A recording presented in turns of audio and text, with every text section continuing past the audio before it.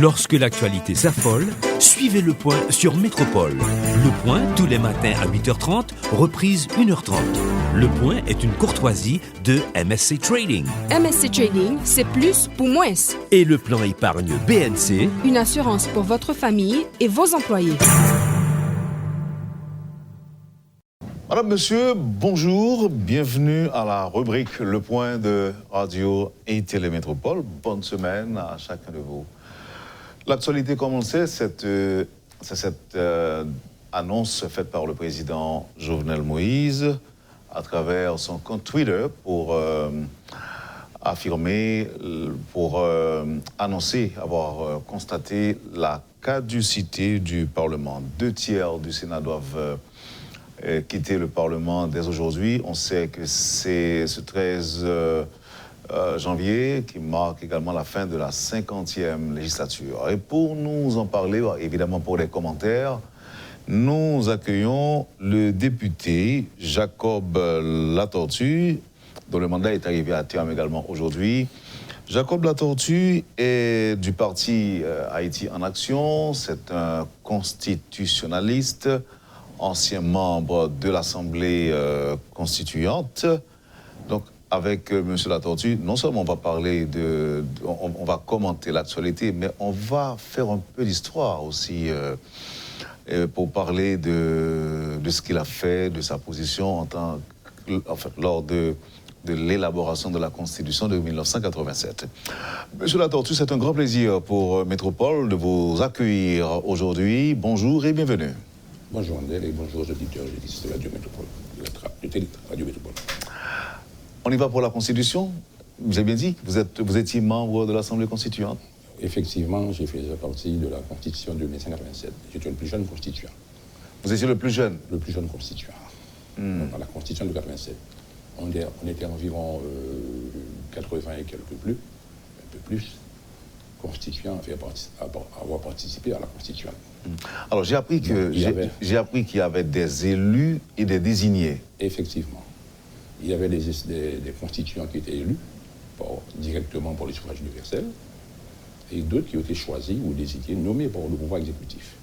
20 d'entre eux ont été nommés et 67 ont été élus directement par le suffrage universel. 67. Dont vous? Dont moi-même. Et vous avez représenté Gonaïves ou bien tout le département de l'Artibonite? Le département, en principe, je représentais plutôt l'arrondissement des Gonaïves. L'arrondissement des Gonaïves. Ah, ok.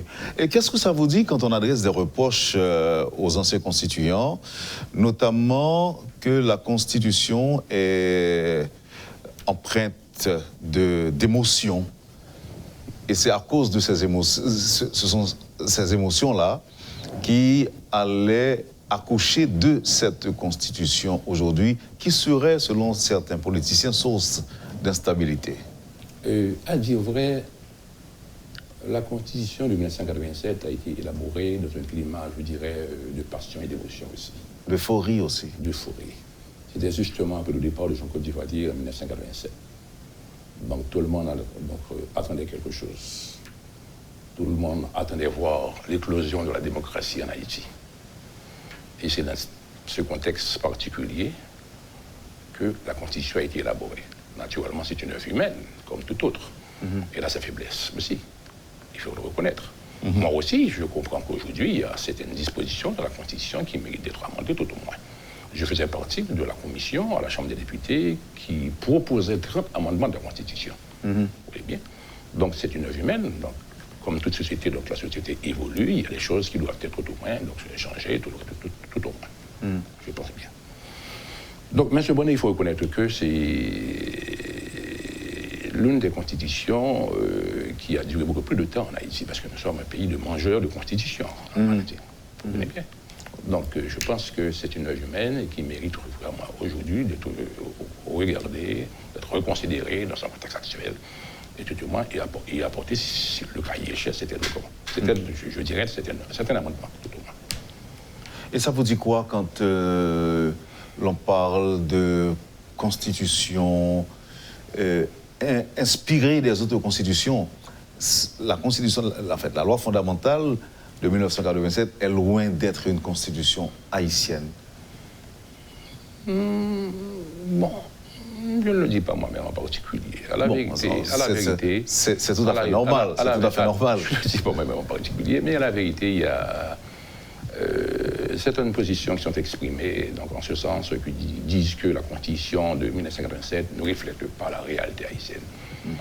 Et particulièrement, on dit que donc, nous ne sommes pas prêts pour une constitution avec un Premier ministre, ça ne rentre pas, je dirais, donc, dans nos mœurs, nos cultures politiques et tout le reste, et ainsi de suite. Donc ce sont des reproches, tout au moins, pour moi-même, qui ne sont pas trop fondés. Ce ne sont pas trop fondés. Ce sont des approches, des points de vue. Comme chacun peut avoir son point de vue sur une question donnée. Donc selon vous, c'est à rejeter? À mon humble avis, je dirais oui, parce que, donc, pour être honnête avec moi-même, comme membre de la Constitution, comme membre de la commission d'amendement de la Constitution, nous avons demandé effectivement, nous avons proposé tout au moins, donc d'éliminer la fonction de Premier ministre, donc tout au moins dans la prochaine Constitution haïtienne. Vous étiez le plus jeune constituant. C'était sur quelle base on vous a élu?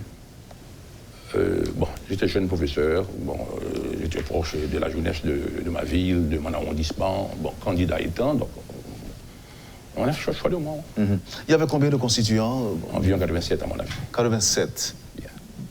Beaucoup sont déjà morts? À mon avis, oui. Les plus âgés particulièrement sont déjà morts. Y compris Serge Villard? Serge Villard et tant d'autres aussi. Oui.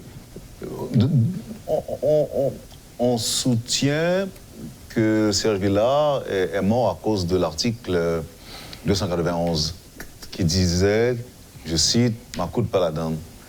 Alors pour l'histoire, je dois vous dire sincèrement, comme étant les plus jeunes, on a fait choix de moi pour donner lecture de cet article, pour saisir à l'Assemblée.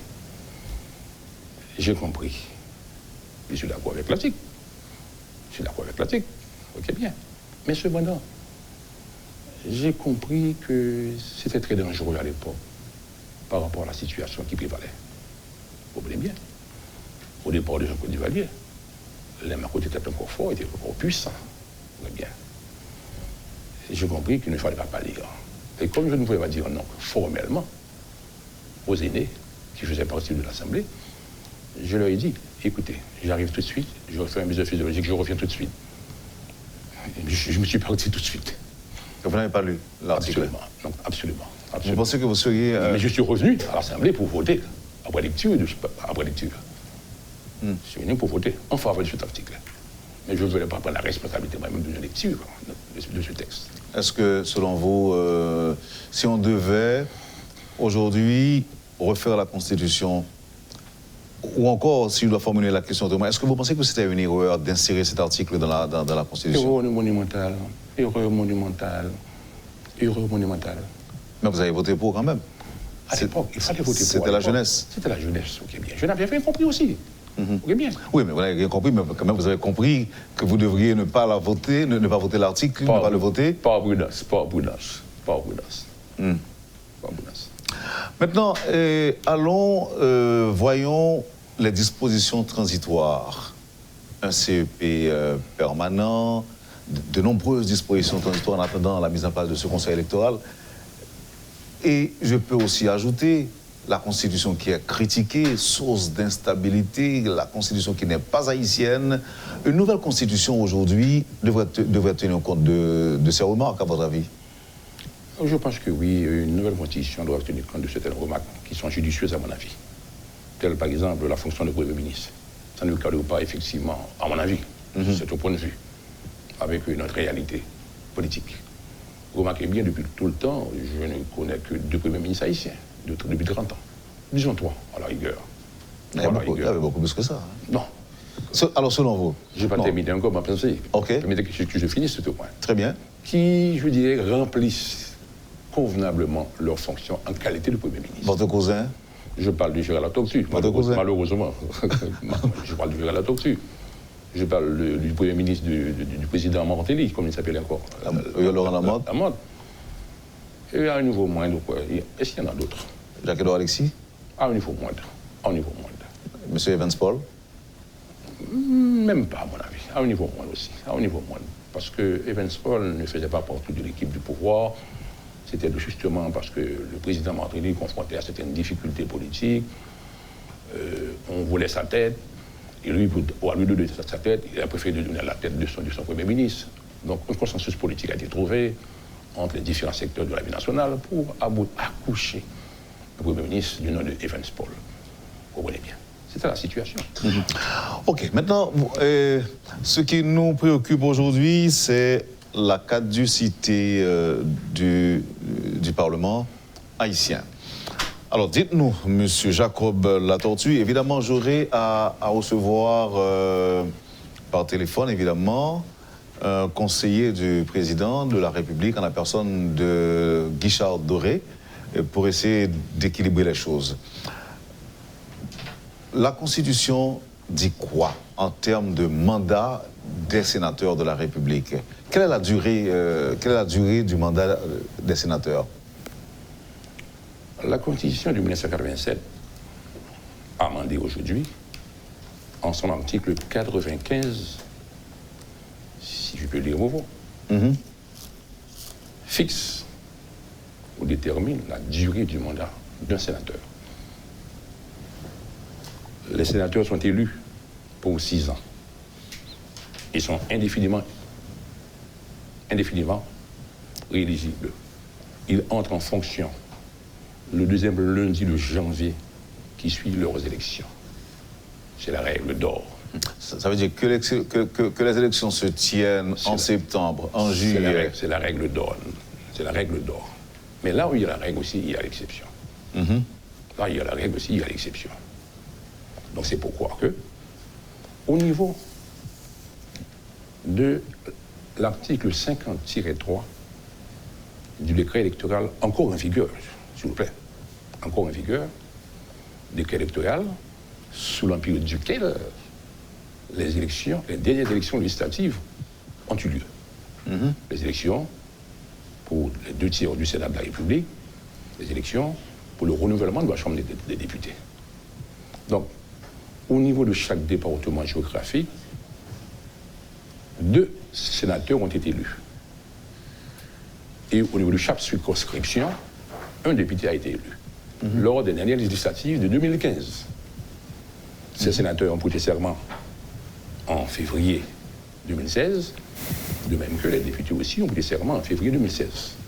C'est-à-dire, le mandat des députés a commencé à courir à partir de la date de leur prestation de serment, soit en février 2015.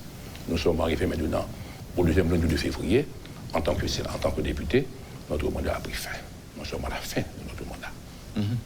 Quant aux sénateurs, la question diffère. 2 sénateurs ont été élus par le département. Il y a eu un premier et un second. Que dit le décret électoral, puisqu'il a trait au mandat des sénateurs? De ces sénateurs. De ces sénateurs. Alors, voir. Permettez-moi de lire pour vous l'article 50-3 du décret électoral, sous l'empire duquel ces élections ont eu lieu. À l'occasion des élections sénatoriales, impliquant à la fois un renouvellement et 1 ou 2 vacances au sein d'un même département, les électeurs votent pour autant de candidats qu'il y a de poste à pourvoir. Autant de candidats qu'il y a de poste à pourvoir.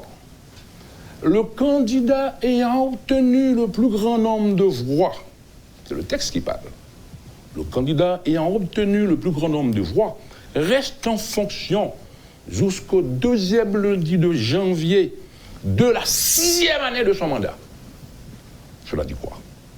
Ces sénateurs qui ont prêté serment en janvier 2016, selon le décret électoral de 2015, doivent rester en fonction jusqu'au 2e lundi de janvier de la 6e année de son mandat.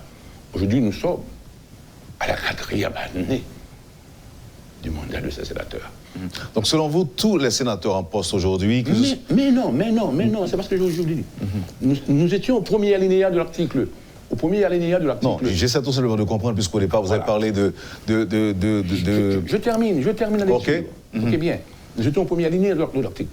Quant au premier sénateur élu par le département, tous les premiers sénateurs élus dans chaque département géographique du pays, conformément aux dispositions du décret électoral de 2015, doivent rester en fonction, ou devaient rester en fonction tout au moins, en fonction jusqu'au deuxième lundi de janvier de l'année 2022. Là, vous faites allusion à la Constitution. Je fais allusion d'abord à la Constitution qui pose le principe cardinal. Et ensuite au décret électoral. Ensuite au décret électoral, découle la Constitution. Qui s'inspire de la Constitution. S'inspire de la Constitution. Maintenant, au deuxième alinéa, il a dit quoi? Le sénateur élu a un nombre de voix immédiatement inférieur, comble la vacance produite au cours du mandat pour le temps qui reste à courir. Donc, cette considération, c'est une considération particulière qui ne concerne que les sénateurs qui sont arrivés en deuxième position, donc lors des élections de 2015. C'est ça la situation aujourd'hui. C'est clair. Ok. Il n'y a aucune ambiguïté là-dessus. Ok. Vous êtes en train de nous dire qu'en plus des sénateurs ayant un mandat de 6 ans, pour avoir obtenu le plus de votes lors des dernières élections, les 2 autres tiers doivent rester en poste jusqu'au 2e lundi de janvier de 2022. Je ne le dis pas, le texte ne le dit pas non plus. Les 2 autres sénateurs, l'autre sénateur, pas l'autre, l'autre sénateur pour chaque, un sénateur par département, celui qui est arrivé en 12e position lors des élections de 2015. Nous devons comprendre aussi, à partir de ces explications, que le président de la République aurait erré en annonçant avoir constaté la caducité du Parlement. Il l'a fait effectivement. À votre avis, c'est ça. Vous diriez quoi à propos de cet accord dont un tiers du Sénat aurait bénéficié? Il n'y a pas eu d'accord? À mon avis, non. Peut-être pas à ma connaissance. Peut-être pas à ma connaissance. Mais s'il y a eu un accord... Mais vous étiez jusqu'à aujourd'hui, 13 janvier, vous étiez député, non? Justement. Comment cela se fait-il que vous ne soyez pas au courant d'une action d'une si grande importance? C'est parce qu'il n'y a pas eu d'action, d'accord. Donc, à votre avis, il n'y a pas eu d'accord? À mon avis. Donc, selon Jacob Latortue, constitutionnaliste, député de la 50e législature, les deux tiers du Sénat de la République devaient encore rester en poste. Non, je ne le dis pas. Vous dites quoi? Je dis un tiers du Sénat devait partir. Devait partir aujourd'hui. Donc c'est ce tiers-là qui avait bénéficié de l'accord, entre guillemets. Bon, je sais pas. S'il y en a eu... Sur quelle base? Non, mais sur quelle base ce tiers-là devait partir? Parce que le texte dit que... Le texte que nous avons donné une lecture dit que celui qui est élu en 2e position par rapport au premier, il comble la vacance pour le temps qui reste à courir. Donc vous êtes pour le départ d'un tiers? Je suis pour le départ d'un tiers, conformément à la Constitution et conformément au prescrit du décret électoral. Je suis esclave de la loi en tant que juriste, en tant qu'avocat de profession. Et le deuxième tiers? Il doit partir. Non. Il y a un tiers qui doit partir. Oui. Il y a un tiers qui doit... Rester. Donc, 2 tiers doivent rester. Justement. Celui qui a un mandat de 6 ans. Bien. Et celui qui a un mandat de 4 ans. Bien. OK. Et on va observer la pause. Député, je peux toujours vous appeler député parce que quand même, j'apprends qu'on porte le titre à vie quand on est... Il serait mieux de m'appeler ancien député.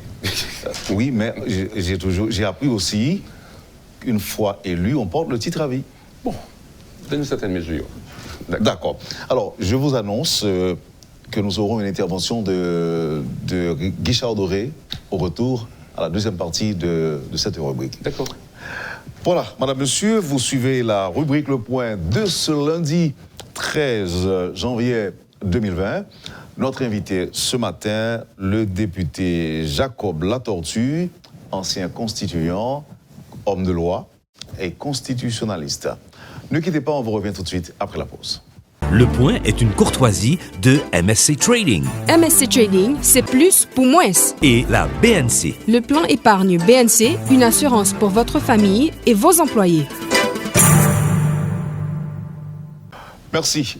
Madame, monsieur, bienvenue à la deuxième partie de la rubrique Le Point de ce lundi 13 janvier. Notre invité ce matin, Le député Jacob Latortue. Et comme on l'a dit avant la pause, on devra incessamment accueillir Guichard Doré, qui est un conseiller du président de la République.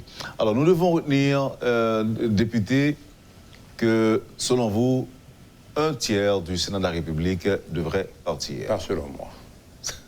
Je dis, au regard de la Constitution de 87 et au regard du décret électoral en vigueur, selon pire de ce décret, des élections ont eu lieu. Le texte est formel, limpide, dans toute sa clarté. Très bien. Alors, voyons voir avec l'intervenant qui est en ligne avec nous. Guichard Doré, est-ce que vous nous entendez, Guichard? Guichard Doré? Oui, allô? Oui, bonjour, comment ça va? Bonjour Wendell et bonjour député Latortue. Une petite précision juste avant votre réaction aux propos tenus par notre invité. Le président doit parler incessamment aujourd'hui, il doit s'adresser à la nation.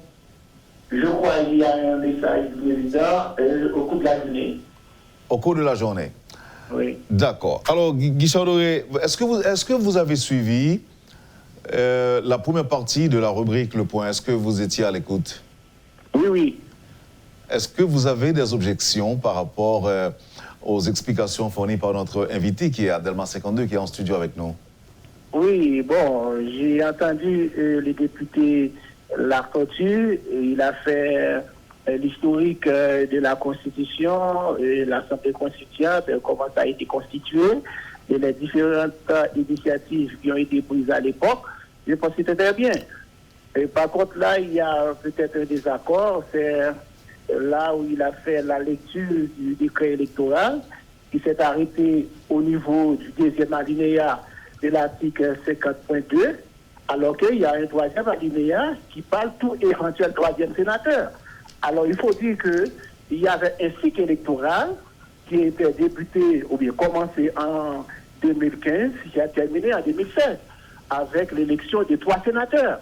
Or, la Constitution dit que le Sénat se renouvelle par tiers tous les 2 ans. Donc, pour qu'on puisse renouveler par tiers tous les 2 ans, on doit organiser des élections.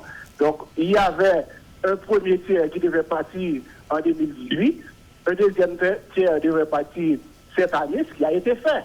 Donc, normalement, il y a un cycle électoral. D'ailleurs, le décret électoral fait mention de 3 éventuelles élections pour le 3e sénateur. Donc, c'est dans le décret électoral, l'article 50.3.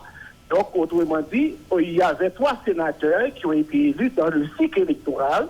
Le cycle électoral a commencé en 2015 et a terminé en 2016 avec l'élection du sénateur qui était élu avec le président de la République. Vous allez réagir, député? Mais justement, pourquoi pas? Allez-y. J'ai écouté avec, je dirais, beaucoup d'attention, je dirais, l'intervention de M. Doré. Guichard Doré. Oui, M. Guichard Doré. C'est un monsieur pour qui j'ai beaucoup de respect, j'ai beaucoup d'admiration aussi, mais pour une fois, je suis en désaccord avec lui. OK, et pourquoi pas? M. Doré a oublié qu'au moment où l'on organisait des élections sénatoriales, les dernières élections sénatoriales de 2015, alors en 2015, ces élections ont eu lieu pour d'abord le renouvellement d'un tiers et pour combler la vacance de notre tiers. Le texte est clair. Le texte parle de ce premier temps de renouvellement et de ce second temps d'une vacance à combler au niveau de chaque département géographique du pays. Ok, bien. Or, le décret fait aussi la différence entre celui qui doit rester en fonction jusqu'au 2e lundi de janvier de la 6e année de son mandat. C'est celui qui est élu au premier, pour chaque département déterminé, et c'est celui qui doit partir, c'est celui qui est arrivé en 2e position. Lorsque l'on organisait cette élection, il n'y avait que 10 sénateurs en fonction. 10 sénateurs en fonction, dont pour le département de la Tibonite, il n'y avait qu'un seul. Comme pour chaque département, il n'y a qu'un seul département en fonction. Donc pour le département de la Tibonite, il y avait Yannick François Joseph, si j'ai bonne mémoire, qui était en fonction pour le département de la Tibonite. Donc on devait organiser des élections pour 2/3 du Sénat, pour chaque département. Donc 20 sénateurs sont arrivés au même moment, à l'exception de Guy Philippe, qui n'a pas eu le temps de prêter serment. OK. Mais non, on a eu 29 sénateurs. Aussi, d'accord. Donc, quand on organise des élections pour le renouvellement d'un tiers et pour combler la vacance pour un autre tiers, donc 20 sénateurs sont arrivés en même temps. Parmi ces 20 sénateurs qui sont arrivés en même temps, 10 d'entre eux doivent rester en fonction jusqu'au 2 lundi de l'année 2022. C'est ce que dit le texte. Le texte est clair. C'est ce que dit le texte. Alors, donc, voyons avec Doré, est-ce qu'il y a... Le candidat ayant obtenu le plus grand nombre de voix reste en fonction jusqu'au 2e lundi de janvier de la 6e année de son mandat. Donc, s'il y a une quelconque interprétation... Non, c'est ce que je vous dis. Je vais voir avec Doré. Est-ce qu'il y a un problème d'interprétation qui est posé? Il ne revient pas, même au président de la République, d'interpréter la Constitution, d'interpréter un décret. Oui, mais il revient à tous de l'appliquer, tout simplement. Et Doré? Alors, il ne revient pas au président d'interpréter. Le président ne fait qu'appliquer la Constitution. S'il y a une instance qui devait interpréter, c'est peut-être le Conseil constitutionnel. Bon, aujourd'hui, on n'est pas encore là. Et je crois que dans l'article 50.3, il est dit qu'on devrait organiser 3 élections. Dans un tout éventuel 3e sénateur. Ce qui est dit, qui a été élu. On n'oublie pas, il y a un cycle électoral qui était commencé en 2015 et qui a terminé en 2016. Donc, je ne suis pas responsable qu'il y avait un cycle qui était si long.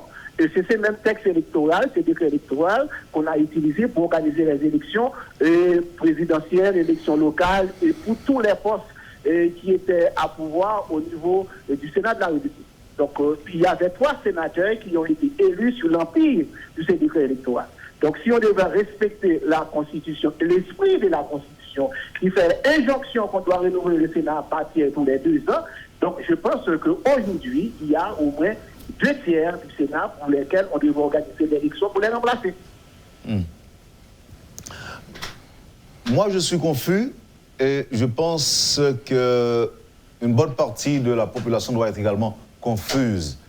Nous avons entendu les observations ou encore les remarques du sénateur Jean-René Sénatus, c'était la semaine dernière. Et là, je viens de prendre connaissance de cette position exprimée par le député Jacob Latortue. L'exécutif a tranché. Tout le monde est confus, à part vous qui avez tranché. Mais aidez-nous à mieux comprendre. Pourquoi certains pensent que 2/3 du Sénat partent, alors que d'autres pensent que ce n'est qu'un tiers qui devrait partir? Aidez-nous à comprendre, Guichard Doré. Donc, Wendell, il y a et de grâce, s'il y a lieu, aidez-nous à enlever la confusion. Non, mais il n'y a pas de confusion. La Constitution vous dit qu'on doit organiser les élections pour renouveler le Sénat partiel tous les 2 ans. Il y a une logique constitutionnelle. OK? C'est vrai qu'il y a un mandat pour 6 ans, mais on doit organiser les élections pour tous les 2 ans. Non, mais en plus de renouveler partir tous les 2 ans, il y a aussi un article de la Constitution qui parle du mandat qui dure 6 ans. La question de 642... Dans le temps électoral au temps constitutionnel. La question... Guichard. Ce qu'il y a là comme problème, peut-être c'est cet élément-là que des gens utilisent, mais la Constitution doit primer. Par rapport à toute logique politicienne ou logique politique. Mais... Puisque aujourd'hui, la Constitution vous dit qu'on doit organiser les élections tous les 2 ans. C'est ça la logique constitutionnelle. Oui, mais on parle aussi des dispositions transitoires. 642 fait partie des dispositions transitoires. Non, ce n'est pas contradictoire par rapport à ce que je venais de dire tout à l'heure. Oui, mais maintenant... On doit organiser les élections tous les 2 ans. Donc le Sénat se renouvelle pas tiers. Et je pense que c'est ce qui est clairement écrit dans la Constitution. Le député a dit il y a quelques instants que c'est clair comme de l'eau de roche, c'est limpide selon lui. Alors pourquoi, est-ce que c'est la politique qui s'en mêle, qui fait naître justement cette confusion? Non, le député a omis, dans l'article 4.3 du décret de 2015, on a l'alinéa 3 dit tout éventuel troisième sénateur élu. Donc, il y avait la provision. Normalement, on a organisé l'élection sur le cycle électoral pour 3 sénateurs. Si on a organisé les élections pour 3 sénateurs sur le cycle électoral, il y a un sénateur qui a un mandat de 6 ans, il y a un qui a un mandat de 4 ans, il y a un qui a un mandat de 2 ans pour qu'on puisse respecter la logique constitutionnelle. Il y a une cohérence qu'on doit respecter. D'accord. Député, vous avez entendu l'ami que vous appréciez, vous l'avez dit tantôt, et que vous respectez, pour qui vous avez du respect. J'ai entendu, mais avec surprise. Avec surprise. Avec surprise. La dernière intervention de M. Doré, comme je le disais tantôt, est un monsieur pour qui j'ai beaucoup de respect. Mais ce matin, j'exprime ouvertement et formellement mon désaccord avec lui. Bon, désaccord n'est pas déception, c'est tout à fait normal. Absolument. Il se le dit à tout moment. Les élections, dit-il, doivent se faire chaque 2 ans pour le renouvellement d'un tiers du Sénat. Mais aujourd'hui, pourquoi? Oui, mais on est d'accord aussi, chaque 2 ans, c'était dans les dispositions transitoires complétées par le décret électoral. D'accord. C'est parce qu'il y a un vide aujourd'hui, parce qu'on n'a pas organisé les élections à temps, on est censé retourner aux dispositions transitoires. Ah, écoutez.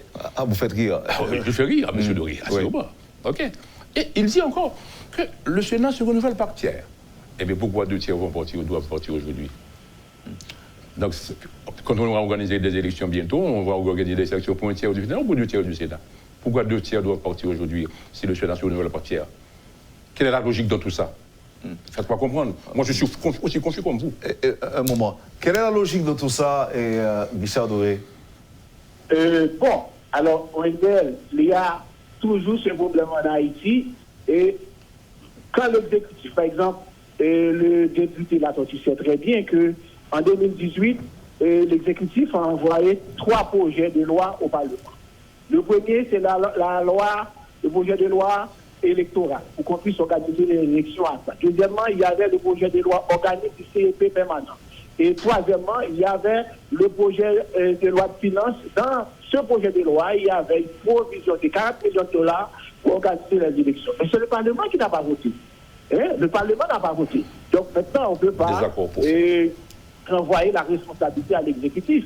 Donc maintenant, il y a toujours ces problèmes. On a vu ça dans le passé. Quand le président Matéli était là, on a envoyé un texte au Parlement, c'était la loi électorale. Le Parlement n'a pas voté. Autrement dit, il y a toujours ça comme problème, que le Parlement ne vote pas les textes de loi électorale pour qu'on puisse organiser les élections à temps. C'est pourquoi il y a toujours une difficulté pour harmoniser l'état électoral et l'état constitutionnel pour que tous les sénateurs puissent avoir le droit de jouer les 6 années de mais comme la Constitution, on doit respecter la Constitution, la logique constitutionnelle veut qu'on organise les élections pour le Sénat tous les 2 ans, pour qu'on puisse renouveler le Sénat partiel. Donc, l'exécutif n'a pas d'autre choix. Le président de la République est tenu de faire appliquer la Constitution. Une dernière intervention, si vous me permettez. Allez-y. J'ai entendu M. Doré dire que le pouvoir exécutif, le président de la République, a envoyé au Parlement. J'ai entendu aussi. Ok, bien. Un projet de loi électorale. Oui. En 2018. Peut-être qu'il s'est trompé. Le projet de loi électorale... Il ne doit pas être seul, en tout cas. Le projet de loi électorale, le projet de loi électorale est arrivé au Parlement en 2019. En 2019, soit au mois de janvier ou au mois de mars 2019, c'est lequel de loi qui est arrivé au Parlement. Vous vous êtes trompé, Doré? Voilà. Non, d'une part. J'ai pas terminé. J'ai pas terminé. Le budget? Le budget également. Ok, bien. Non, le budget a été acheminé au Parlement, mais vous l'avez le président du bureau l'a retourné au... Tout au moins, pour vice de forme, dit-il. Oui. Dit-il. Et résultat? Ok. Résultat, on n'a pas pu organiser les élections. Permettez que je finisse. Allez-y. Je ne parle pas des élections pour le moment. Je ne parle maintenant du respect des mandats des sénateurs pour le moment. On parlera des élections dans une autre émission pour le moment. Ok. Maintenant, qu'est-ce que je voulais faire remarquer? Premièrement, M. Guichard s'est trompé de la date de l'arrivée maintenant du projet de décret électoral, de loi électorale, pardon, envoyé au Parlement par l'exécutif. Deuxièmement, il a peut-être oublié que conformément au prescrit de l'article 136 de la Constitution, c'est le président de la République qui est garant de la bonne marche de toutes les institutions de la République. Et à ce titre, le président disposait, si le dispose pas encore aujourd'hui, d'une majorité confortable au niveau des deux branches du Parlement, tant au Sénat de la République qu'à la Chambre des députés. Pourquoi ne cherchait-il pas à comprendre? Pourquoi il n'a pas réussi à convaincre cette majorité pour voter? Pourquoi ce texte n'a pas été voté? Il pourrait maintenant faire appel maintenant à sa majorité. À ce niveau-là, Doré, à sa majorité au Sénat, pour chercher un compromis tout au moins. Qu'est-ce qui s'est passé, monsieur? Pourquoi ce texte fondamental n'est pas voté? Guichard Doré, à ce niveau-là, est-ce que l'exécutif n'a pas péché pour n'avoir pas utilisé à bon escient et la majorité qui était en quelque sorte vouée à sa cause? Wendell, je sais pertinemment que beaucoup d'efforts ont été faits en ce sens. Ne serait-ce que pour voter des lois nécessaires. Il y avait un agenda législatif qui a été négocié entre l'exécutif et le Parlement. Je crois qu'il n'y a pas même 3 ou 4 textes qui ont été votés pendant toute la période. Et donc, le Parlement était paresseux dans la production des textes législatifs, autrement dit dans le vote des lois, y compris les lois électorales, les lois de budget. Depuis quelques années, le pays n'a pas de budget. Or, le budget, sans le budget, on ne peut pas investir dans des domaines importants pour la population, parce qu'on a un budget annuel. Quand il y a des postes budgétaires qui sont là, normalement l'année prochaine, on devrait les modifier si le projet a été exécuté. Or, il y a ce problème-là. Depuis quelques années, le Parlement n'est pas modifié. Donc, je sais pas si le président, et chaque fois qu'il rencontre des parlementaires, des sénateurs, des députés, on tente de les convaincre pour voter. Mais entre-temps, si c'est un pouvoir qui a la plénitude de l'exercice de sa fonction, donc il y revient à ce pouvoir de faire ce que la loi, la Constitution lui demande de faire. Le Parlement n'a pas voté, même s'il y avait une majorité. Mais j'ai toujours dit, la majorité se fait et c'est de faire au Parlement. Parce que le Parlement est un pouvoir. S'il y a quelqu'un qui concorde dans 2 vues, parfois le Parlement va dans le sens de l'exécutif, parfois le Parlement fait obstacle. On a vu par exemple, il y avait un accord qui a été négocié entre l'exécutif et le gouvernement taïwanais pour qu'on puisse faciliter le réseau, la mise en place des réseaux électriques. Ça n'a pas été voté. Le président de la République a pris un engagement sur ce dossier. Donc le Parlement n'a pas voté. Donc c'est un constat. Donc je ne suis pas là pour faire la leçon à personne. Je vais vous laisser partir. Le Parlement n'a pas voté les textes nécessaires pour accompagner la démocratie, pour institutionnaliser ce qu'on devait institutionnaliser dans ce pays. Bon, je vais vous laisser partir, Guichard Doré, mais permettez que je vous pose cette question. On rappelle souvent l'article 136 de la Constitution qui fait du président de la République le garant du bon fonctionnement des institutions. Or, ces derniers mois, on a l'impression que les institutions n'ont pas fonctionné en Haïti et on adresse également ces reproches au chef de l'État, disant que si les élections n'ont pas pu se tenir à temps pour qu'aujourd'hui on puisse observer ce qu'on observe là aujourd'hui, la caducité ou le dysfonctionnement du Parlement, la responsabilité est imputable au président de la République. Vous en diriez quoi, Guichard Doré? Bon, je vous ai dit, c'est une responsabilité partagée, parce qu'on va voir que l'exécutif a fait ce qu'il fallait faire. L'exécutif a envoyé 3 projets de loi au Parlement. Ces 3 projets de loi, si ces textes ont été votés, on devrait avoir des lois pour organiser les élections de façon régulière dans le pays. Mais il y a le pouvoir, le Parlement est un pouvoir, le Parlement n'a pas voté, le Parlement n'a pas fait son travail. Vous n'avez pas fait votre travail, député? Alors, je ne suis pas le Parlement, je suis parlementaire. Vous n'avez pas fait votre travail, député? Écoutez, quand le projet de loi électorale est arrivé... Laissez-moi remercier Guichard. Guichard Doré, merci infiniment d'avoir accepté de nous parler. Je sais que votre journée doit être prise. Merci à député et l'attention d'un grand député d'ailleurs. D'accord, c'est un plaisir aussi. Ok, allez, bonne journée, à bientôt. Quand le projet de loi électorale est arrivé au Parlement, particulièrement à la Chambre des députés, j'ai insisté, j'ai demandé à mes collègues, à un certain moment, au mois de février de l'année dernière, de l'année 2019, j'ai même adressé une lettre ouverte à mes collègues députés de la 5e législature, leur demander de prendre leur travail en considération. Parce qu'au mois de janvier, il y a eu la formation du nouveau bureau, comme ça se fait ordinairement chaque année, la formation d'un nouveau bureau. Et à un certain moment, on dirait qu'il y a des affrontements entre les différents groupes du bloc politique, parce que chacun voulait être président du bloc politique, et ainsi de suite, ou d'une commission permanente tout au loin. Donc on a passé le mois de février sans avoir travaillé, on a passé le mois de janvier sans avoir travaillé, le mois de février, ainsi de suite. On était au mois de mars quand j'adressais maintenant une lettre ouverte. Donc à mes collègues, pour leur dire, écoutez, monsieur, vous êtes venu travailler ici, qu'est-ce que c'est? Voilà. Donc, à la vérité, dans un certain sens, dans une certaine mesure, le Parlement a une certaine responsabilité du fait que, à la vérité, c'était arrivé très tard, vraiment. C'était au mois de mars 2019 que le décret électoral est arrivé. Mais de mars 2019 à septembre 2019, il y a eu assez de temps pour que ce texte soit voté à l'Assemblée des députés. Et vous diriez quoi à ceux qui pensent que le Parlement, ou encore cette législature... Mais je pense aussi que le président de la République pouvait tout au moins s'adresser à la majorité, au Parlement, c'est-à-dire à la Chambre des députés et au Sénat de la République, si lui aussi, il devrait organiser des élections, tout au moins. Étant arrivé au terme de votre mandat, le Parlement haïtien, aujourd'hui, est décrié. On estime que le Parlement a failli à sa mission. Est-ce que vous avez une réaction à ça? Je dis oui d'une certaine mesure, parce qu'en fait, il y a des critiques qui sont fondées, il y a d'autres qui ne sont pas fondées. Est-ce que vous êtes satisfait en tant que parlementaire de ce que vous avez produit, de ce que vous avez réalisé pendant vos 4 ans de mandat? Fier de moi-même dans le cadre de mes attributions. Fier de moi-même dans le cadre de mes attributions. C'est vrai. Mais quant à vos collègues, vous n'êtes pas fier d'eux?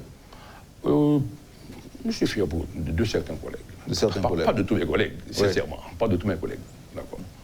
Il y en a qui ont fait le travail. Il y en a d'autres aussi qui se présentent à cœur rarement. Vous allez vous porter candidat une nouvelle fois? Il est trop tôt pour le dire quant à présent, je ne sais pas trop. Il n'y a pas d'abord de l'évolution de la situation politique. Vous allez descendre, vous allez faire un petit coup de pied là-bas aujourd'hui. Vous avez remis tout ce que vous aviez comme privilège, véhicule, plaque officielle. La plaque d'immatriculation de mon véhicule seulement, pas plus d'autres. Seulement ça. La voiture. Ah, je me rappelle effectivement qu'il y a eu un deal au départ pour permettre aux députés d'avoir leur propre véhicule, non? Ce n'est pas un deal. C'était quoi? Pas un deal. Une transaction? Permettez que je finisse tout au près. À un certain moment, on donnait à chaque député, à chaque sénateur, un véhicule de fonction. On a pu constater que pendant un mandat, l'État devait tout au moins offrir 3-4 véhicules à chaque parlementaire. 3-4 véhicules. Parce qu'il y a rasé ça a rasé, ça a empanné, tout ça, ainsi de suite. L'État, maintenant, a fait un autre choix. Donc, on a donné une subvention à chaque parlementaire, député ou sénateur, donc, pour l'acquisition de son véhicule. Le véhicule, à la fin du mandat, reste la propriété du sénateur ou du député. Si par moi, il garde, ou casez le dos d'un intervalle, donc, vous restez à pied, et ainsi de suite. Donc, mon véhicule est à moi. Okay? Donc, on va avoir une machine pour remettre, ça? Absolument. Sinon, quel est le fois dans le Parlement? Ah, si j'ai une bonne mémoire, mon Dieu, c'était au mois de septembre, août, septembre, pour tout le monde. On était en vacances aussi. Est-ce que bon recours est-ce que le sénateur a exercé? Ah oui, oh oui. Ce sera quoi? Les institutions de la République sont là. Étant donné qu'il n'y a pas encore d'acte administratif, parce que quand c'est son conducteur, le président maintenant, a fixé sa position, il n'a rien fait jusqu'à présent. Il va la formaliser. Ah bon, souhaitons qu'il le fasse. Qu'il le fasse de manière administrative. Non, vous avez entendu qu'il devra s'adresser à la nation au courant de la journée? Même pas de cette manière. Même pas de cette manière. S'adresser à la nation, donner un discours donné, donc, ce n'est pas un acte administratif. Un acte administratif, c'est un acte administratif. Tout au moins, il pourrait prendre un arrêté. Mais ce sera un acte officiel, quand même. Un discours. Oui. Un discours. Un discours d'un président. L'administration est écrite. Oui, le discours d'un président. Le discours d'un président reste le discours d'un président. Oui. Alors, qu'est-ce que vous allez faire? Alors, vous n'êtes pas concerné, quand même. Je ne suis pas concerné à la vérité, mais j'observe. Mais votre cousin, Yuri Latansu, est concerné. Non. J'observe la situation de mon pays, je regarde en tant que citoyen, donc j'ai toujours même mon mot à dire, tout au moins. Vous connaissez bien la situation. Alors, je vous repose la question. Qu'est-ce qui va se passer? Est-ce que vous allez exercer un droit de recours? Est-ce que je vais exercer moi-même mon droit de recours? Pas vous, c'est-à-dire... les sénateurs, oui. Vous pensez qu'ils vont le faire? Ils ont ce droit. Et ils vont le faire. À quoi ça va aboutir, selon vous? Je ne sais pas. Je ne sais pas. Mais vous êtes homme de loi. Je ne sais pas, mais cependant, je crois que s'ils ont saisi régulièrement la Cour supérieure des comptes et du contentieux administratif pour exposer valablement maintenant cette situation, vous comprenez bien, la Cour pourrait décider en leur faveur. Je dis pourrait décider en leur faveur, compte tenu de la faiblesse de l'institution. Une décision Une décision prise en leur faveur, vous voudriez dire quoi? La Cour supérieure des comptes. Non, je voudrais savoir, c'est pourquoi je vous pose la question. Si je savais, je ne vous aurais pas posé la question. C'est un tribunal administratif qui Qu'est-ce qui va se passer? décide maintenant, Qu'est-ce qui va se passer? Contrairement aux déclarations. Est-ce qu'ils vont pouvoir regagner leur poste? Est-ce qu'ils vont pouvoir recommencer à siéger? Mais justement, pourquoi pas? C'est là l'objectif de cette démarche, tout au moins. C'est ça l'objectif de cette démarche. Il y a des employés de l'État qui ont été révoqués par l'État. Des employés d'administration publique. Et on a exercé des recours pour devant la Cour supérieure des comptes, section contentieux administratif, et à ce moment-là, maintenant, la Cour tranche et annule la décision maintenant de révocation, c'est vrai. Ordonnant rétrogradation, et ainsi de suite. Ça peut se faire aussi. À un certain moment donné, ça peut se faire encore aujourd'hui. D'accord. Dans le cadre de ce dossier. C'est ce que je souhaiterais aussi moi-même. Ah, ok, je comprends. Eh bien, député, j'étais très content de vous accueillir. Malheureusement, je vous reçois à un moment où vous n'êtes plus député. On aurait pu bénéficier de votre éclairage, surtout sur la Constitution, d'autant qu'on l'a dit déjà, vous étiez constitutionnaliste. Enfin, vous êtes constitutionnaliste, mais vous étiez constituant. Bien. Vous êtes prêt à prêter vos services, encore une fois, s'il s'agit de refaire la Constitution? Je suis prêt à participer à tout ce qui est de bon. Et ce ne sera pas une Constitution de cette manière, mais non. Déséquilibrée, comme on dit, empreinte d'émotion. Absolument pas. Absolument pas. Absolument pas. L'âge amène la raison, beaucoup plus de maturité aujourd'hui. L'âge viril. L'âge viril, disait l'autre, inspire plus sage. Jacob Latortue, merci infiniment. À moi de vous remercier d'avoir été invité à participer à cette émission. Merci, à bientôt. Au revoir. Vous avez suivi, madame, monsieur, la rubrique Le Point de Radio et Télémétropole. Notre invité ce matin, le député Jacob Latortue. Et on a eu également cette intervention d'un conseiller du président de la République, Guichard Doré. Merci de l'intérêt, merci de l'accueil. Passez une excellente journée avec nous et à demain. Lorsque l'actualité s'affole, suivez Le Point sur Métropole. Le Point, tous les matins à 8h30, reprise 1h30. Le Point est une courtoisie de MSC Trading. MSC Trading, c'est plus pour moins. Et le plan épargne BNC, Une assurance pour votre famille et vos employés.